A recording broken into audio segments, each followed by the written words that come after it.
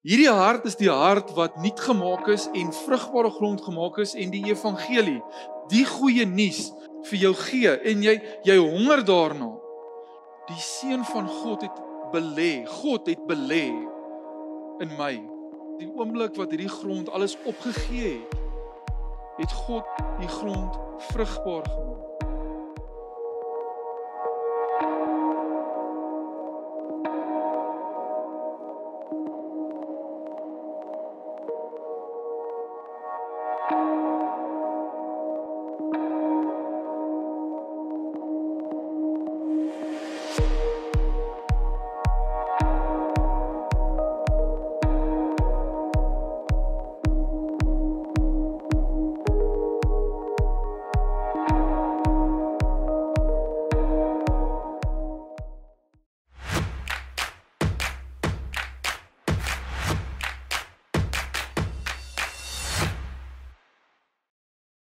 Here, dankie vir u woord wat nou gaan uitgaan, Here. Ek bid dat u pastoor Edward nou so sal seën, Here. Raak hom aan met u gees. Raak vaardig oor hom in sy lewe, Here. Raak vaardig oor hom waar hy nou by hierdie kansel gaan staan. Mag wat hy preek uit u woord uitkom en mag dit absoluut lewensveranderend wees. Dankie, Here, vir u woord. Dankie dat dit ons verander. Dankie dat dit ons reinig en ons nuut maak. Ons is lief vir u, Jesus. Halleluja. Ek ervaar vanaand, praat die Here met mense hierso, wat die grootste besluit van hulle lewe moet maak. En hierdie woord wat die Here vir my gegee het vanaand, praat so duidelik daarvan, en dit is so maklik om in die kleiner, fynere details verlore te raak, maar hierdie boodskap is so eenvoudig. Dit is so 'n kernboodskap, dis 'n boodskap dis die begin van alles. En die tema, die vrugbare hart, trek so naby aan 'n kind van God. Dis soos toe Jesus gesê het in Matteus 6 vers 21, daar waar jou skat is, daar sal jou hart ook wees. En ons mense is so geneig om waardelose goeders so duur te maak en so diep in ons harte in te bære. Goed waar die waarde daarvan nie eens bepaal was deur God nie. Die waarde van dit word bepaal deur die wêreld en deur die vyand, en dis 'n klomp leuns, want die leuen is dat dit daai God-shaped hole in jou hart gaan volmaak, dat dit jou vreugde gaan gee, dat dit jou vrede gaan gee, dat dit jou gerus gaan stel, dat jou lewe goed sal gaan as jy dit het. En ek bid vanaand dat elkeen wat hier is, met 'n verfriste hart sal uitloop. Voordat julle uitloop, dat julle harte soveel verfris sal word, dat die woord van God en die teenwoordigheid van God die primêre skat sal wees. Ek het al gelees van ouens wat hierdie groot goed gedoen het in die liggaam en geskiedenis. En hulle het die teenwoordigheid van God so nagejaag, so agter dit aan beweeg, so agter dit aan gehardloop. Nie fisies nie, maar waar ook al hulle gaan, is dit, hulle word herinner. En ons het genoeg bewyse om ons te oortuig dat die wêreld Jesus nodig het. Ons het genoeg om ons te herinner dat ons 'n ewige hoop dra, dit wat die wêreld nodig het. En vanaand gaan ons nou hierdie gedeelte hanteer in Matteus 13, dis die gedeelte van die gelykenis van die saaiër. Dit kom ook in Markus 4 op en dit kom ook in Lukas 8 op, maar ons gaan vanaand fokus op die gedeelte in Matteus 13. En daar's 4 toestande wat hiervan gepraat word, en is Jesus wat praat. In die begin van hierdie gedeelte is Jesus besig om te loop en 'n skare volg hom, en hy kom by die see van Galilea, en hy kom agter hier's 'n groot hoeveelheid mense, en hy wil vir hulle hierdie woord gee, hy wil vir hulle preek, en hy staan op die boot en hy begin hierdie woord gee. Maar meeste mense wonder nou al, hoe het al hierdie mense hom gehoor? Want hulle het nie hierdie dingetjie gehad nie en hulle het nie hierdie ding gehad nie en die klank het nogals vinniger verdwyn, maar as jy aan die kant van daai gedeelte van die see van Galilea gestaan het, was dit amper asof die bank soos 'n amfitheater 'n effek gee van klank en hulle kon duidelik hoor wat Jesus hier sê. Daar's nie ouens wat weggeloop het en gesê het nee, volume was 'n bietjie af nie. Maar Jesus begin hierso en die vers sê vanaf vers 3 en 4. Jesus het dikwels met hulle deur gelykenisse gepraat. Hy het gesê, kyk, 'n saaiër het uitgegaan om te saai. Tydens die saaiery het 'n deel van die saad langs die pad geval en die voëls het gekom en dit opgepik. En Jesus gee vir ons die uitleg daarvan later. In vers 19 sê hy, wanneer iemand die woord van die koninkryk hoor en nie verstaan nie, kom die bose en roof wat in sy hart gesaai is. Nou, ek het hierdie prentjie in my kop gekry in die voorbereiding van hierdie pad, wat, soos julle kan sien, daar's nie wingerde op daai pad nie. Dis nie die doel van daai pad nie, maar in hierdie gelykenis praat Jesus van waar die wingerde gewoonlik gegroei het, is al paadjies waar deur die boere geloop het en die werkers geloop het. Hulle trap die grond plat en die grond word so kompres dat die saad het nie eers 'n geleentheid om in te gaan nie. Dit land net daar en daar's geen kans dat daai saad in die grond ingaan nie. En soos Jesus hier sê, kom die vyand en hy vat hierdie saad weg.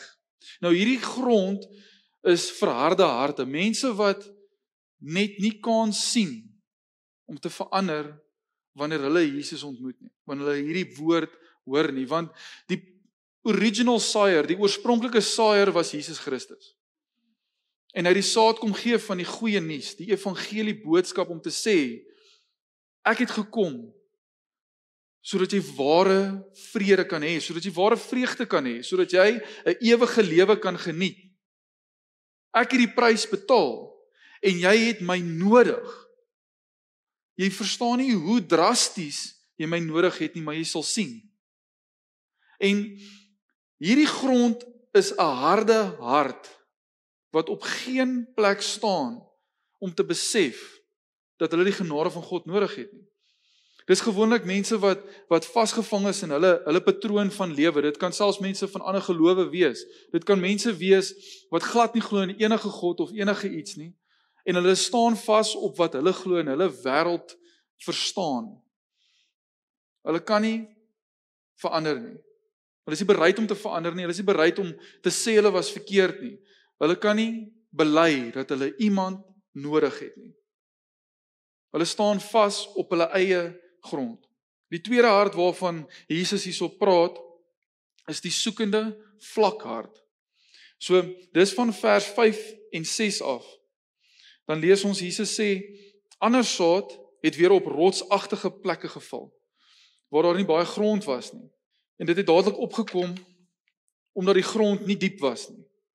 Maar toe die son kom, is dit verskroei, omdat dit nie wortel geskiet het nie, het dit verdroog. En Jesus sê later in vers 20 tot 21 wat dit beteken. Hy sê, die saad wat op die rotsagtige plekke gesaai is hy wat hierdie woord hoor en dit dadelik met vreugde ontvang, maar omdat hy nie wortel geskiet het nie, hou hy net 'n rukkie as verdrukking of vervolging van weer die woord plaasvind, struikel hy dadelik. En hier kom die prentjie van grond. Dit lyk dalk of iets kan groei daar, inteendeel iets kan opkom, maar dit word dadelik soos wat Jesus gesê het, dit kan nie daar bly nie, daar's nie wortel nie. Hierdie hart is 'n hart wat reeds vol is. Daar's soveel klippe in hierdie grond dat daar nie spasie is vir wortels nie. So die oomblik wat die saad kom, soos Jesus gesê het, is daar 'n reaksie. Mens kan sien van buite af, daar's 'n reaksie. As jy vir die grond kyk en daai saad het geval, dan kom iets op. Maar die oomblik wat dit moeiliker gaan, wanneer die klimaat nie 100% reg is nie, dan verdwyn dit. Dit skroei amper. So, dis hierdie hart wat kom en die goeie nuus hoor, reageer. Dis hierdie hart wat huis toe gaan en vir mense in hulle lewe vertel van hierdie ervaring, vir hulle familie, vir hulle werkskollegas, vertel hulle en hierdie werkskollegas sien daar's 'n verskil in hierdie persoon. Hulle is nie noodwendig meer dieselfde nie en hierdie persoon bely en sê ek is 'n disipel van Jesus. Ek het die koning van konings ontmoet. Maar die oomblik waar daar weerstand is, die oomblik wat daar verdrukking kom, moeilike goed gebeur in die sin van hierdie werkskollegas, hulle hou nie daarvan dat hierdie persoon so baie praat oor Jesus nie, want almal weet wie Jesus is. As jy die datum neerskryf op 'n papier, dan moet jy seker wonder wat beteken 2025. En daar verloor jy jou werk. Ek sê nie elke liewe kind van God moet sy werk verloor tot hulle by 'n kerk werk nie. Hierdie mense wat saam met jou bly, moslems word gekonfronteer met hierdie wanneer hulle Jesus ontmoet. Hulle word afgesny van familie af. Dis vervolging. Selfs wanneer ons in gesprekke plaas of gesit is saam met familie, is daar familie wat sommer kwaad raak wanneer jy noem Jesus. Dis vervolging. En wanneer hierdie goedjies gebeur in hierdie hart se lewe,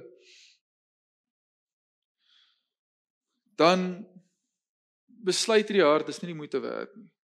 Hier's te veel goed in my lewe wat ek wil hou.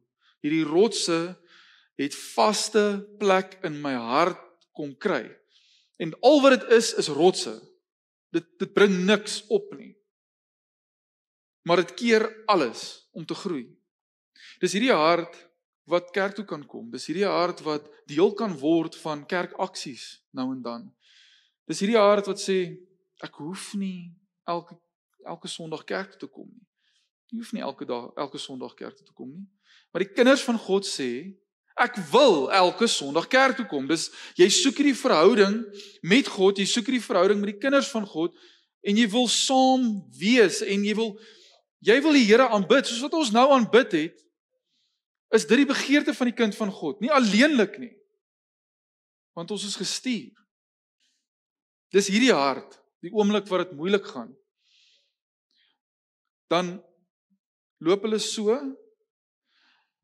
en hulle los Jesus soos 'n warm kool. Ek wil nie weer aan dit raak nie. Ek is nie bereid om alles te verloor nie, en die ergste daarvan is, jy sal heel moontlik nie eers alles verloor nie.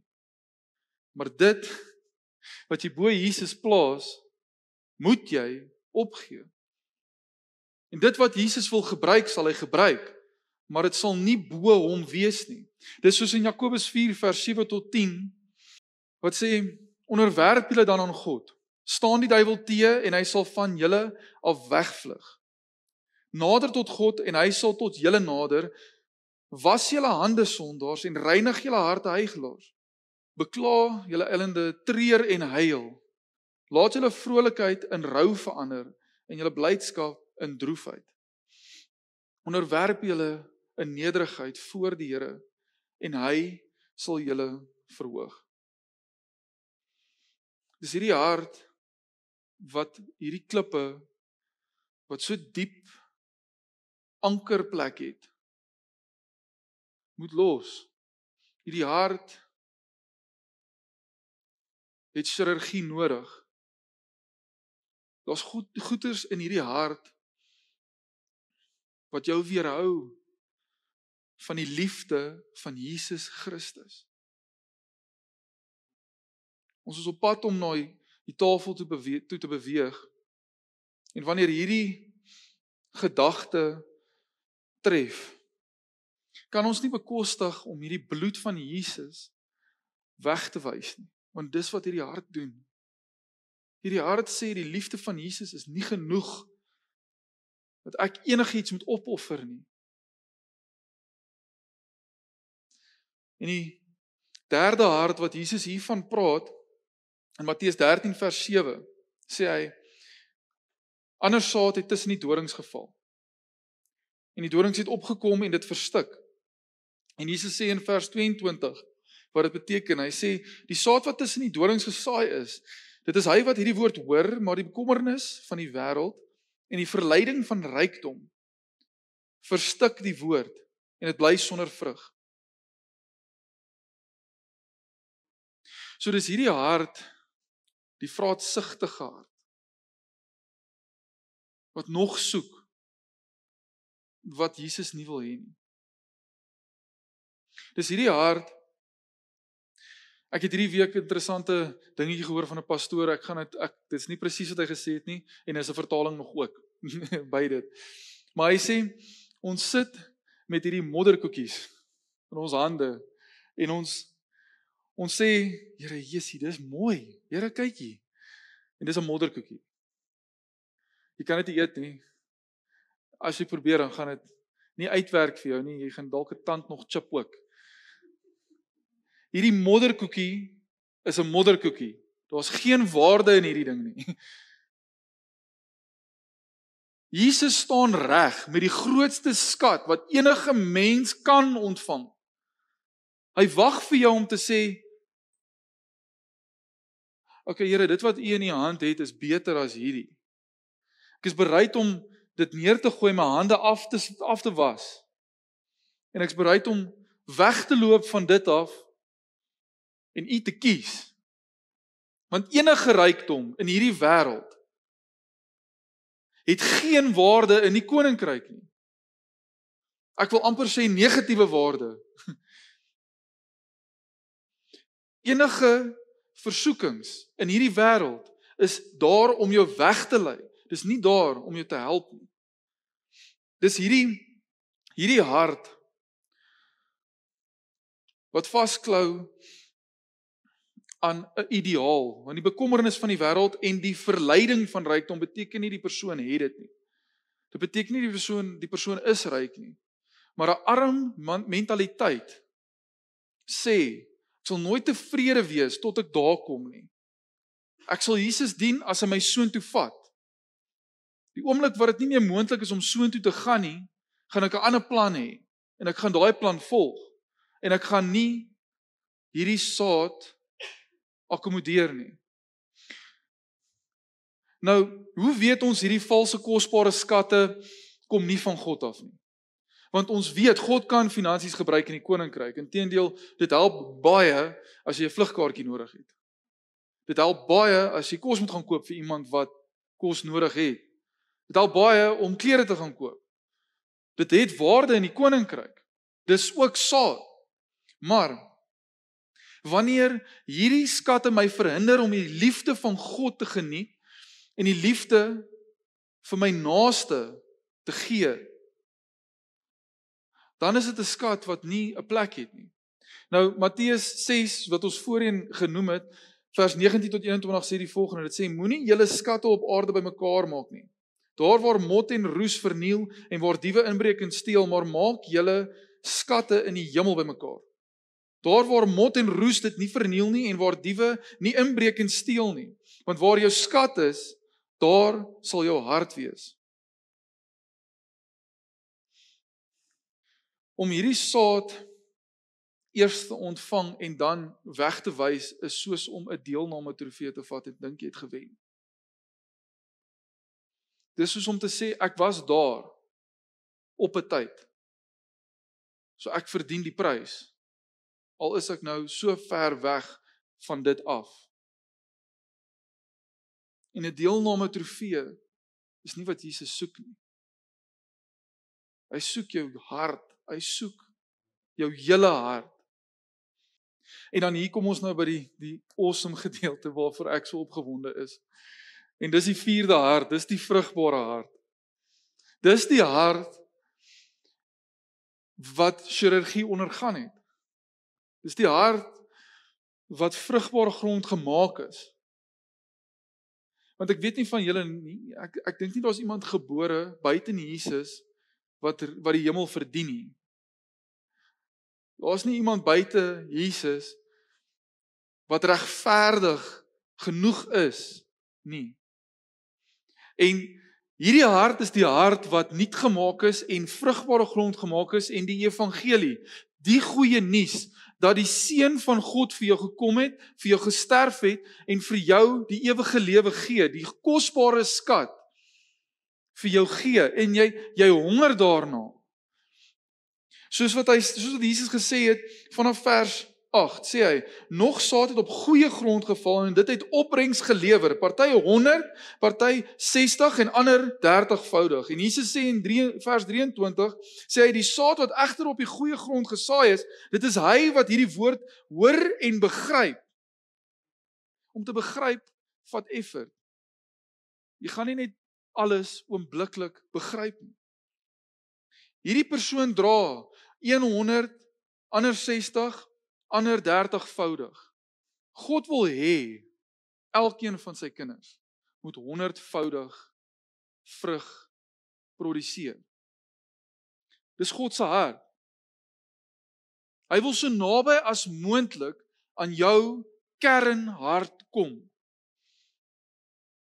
So hier's een prentjie, die eerste prentjie is vrugbare grond wat genoeg is vir 'n klein groep huisies, 'n klein gemeenskap wat mekaar help.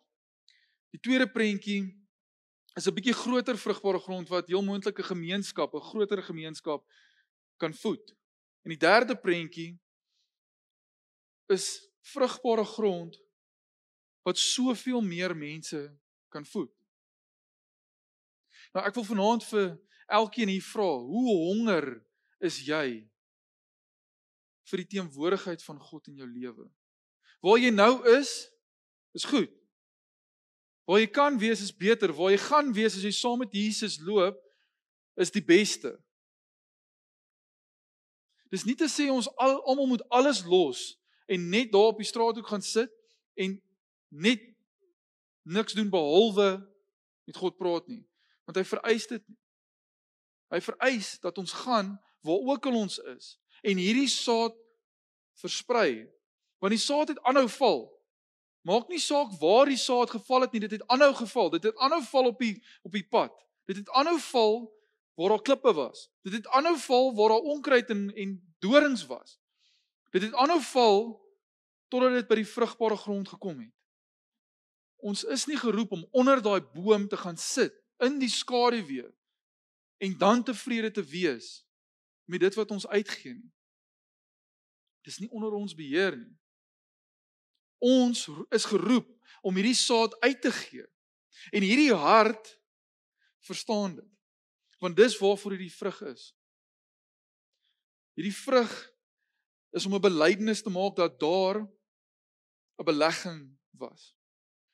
Hierdie vrug is daar om te sê die seun van God het belê. God het belê in my.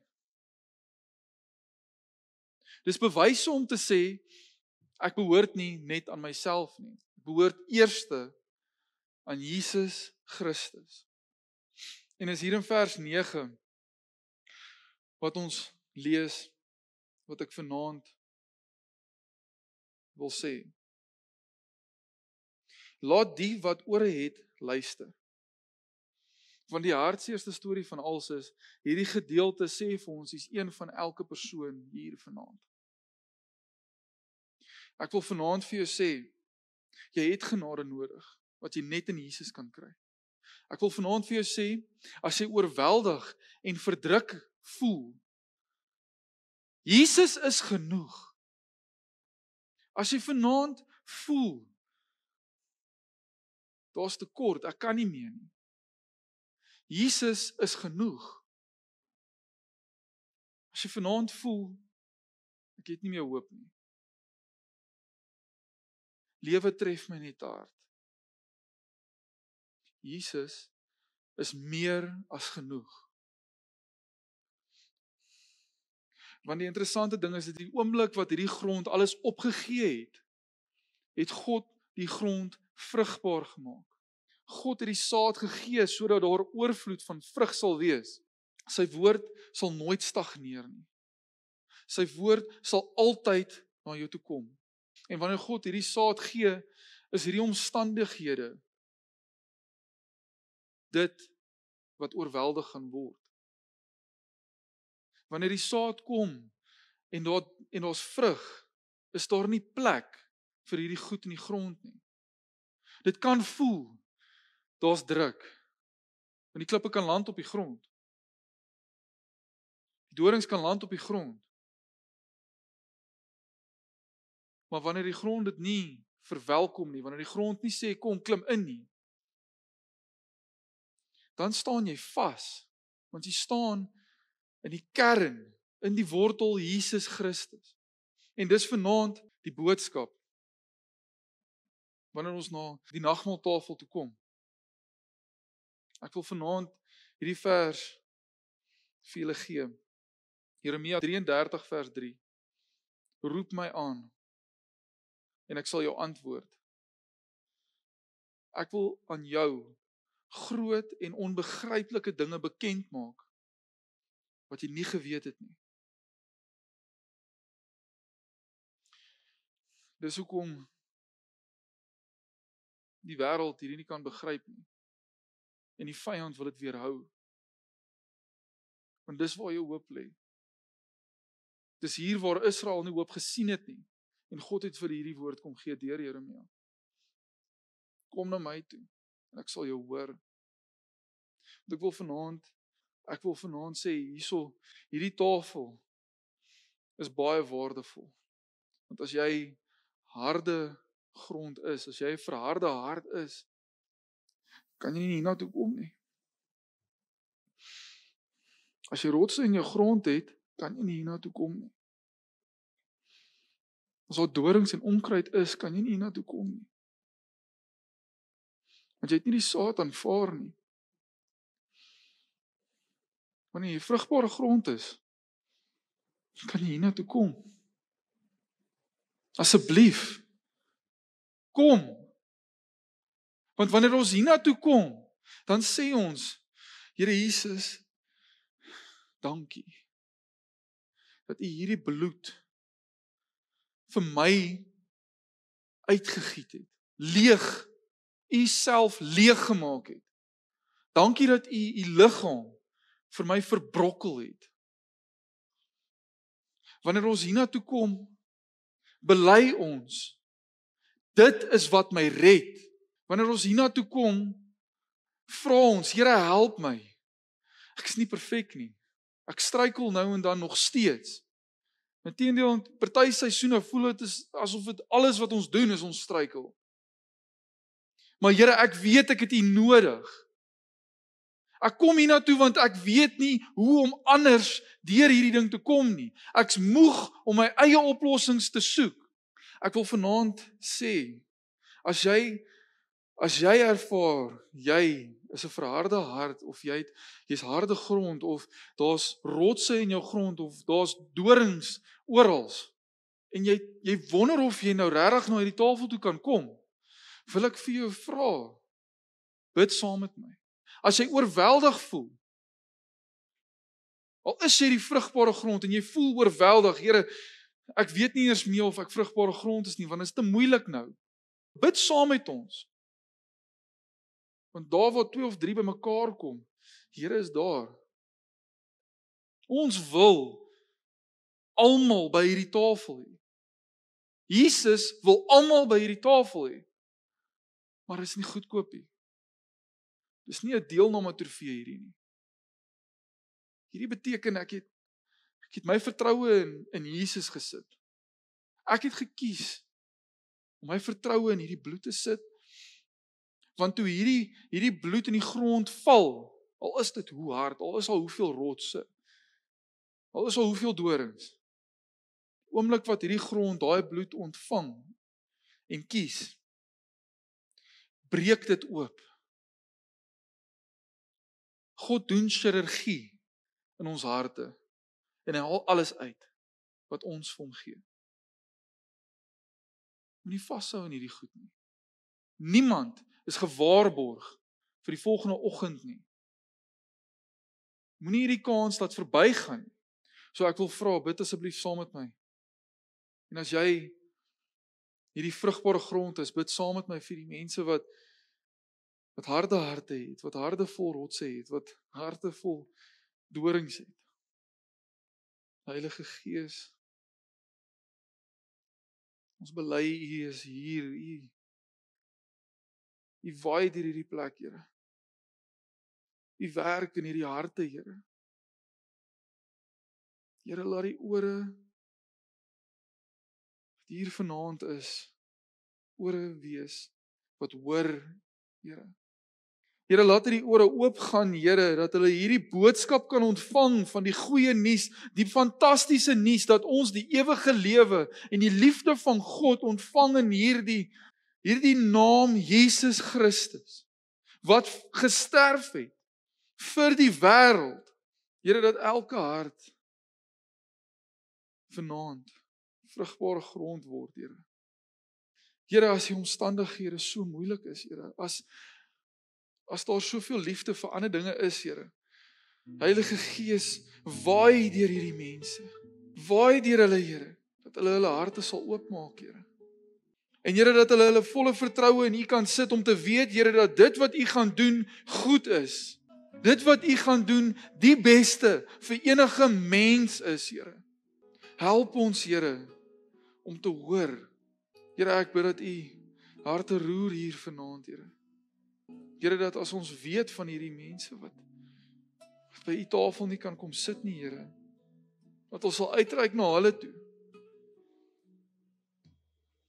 Dat ons weet, wanneer ons weet van hierdie mense wat struikel, Here, wat selfs vrugbare grond is, Here, wat ervaar hier's klippe en rotse, wat bo op my kom lê, dis oorweldigend, Here. Here, dat hulle nie skaam sal wees om te sê, ek het Jesus nodig nie. Maak ons onbeskaamd vanaand, Here, om te bely, ons het Jesus nodig, Here. En vir die mense wat met harde harte sit, of rotse, of dorings, bid asseblief saam met my nou. Here, ek gee my hart vir U, Here. Here, dit wat U moet uithaal, Here, om my vrugbaar te maak, haal dit uit asseblief, Here. Ek draai weg van dit af, Here. Ek het U nodig, Here. Ek wil nie met hierdie gemors sit en dink dit is 'n skat nie.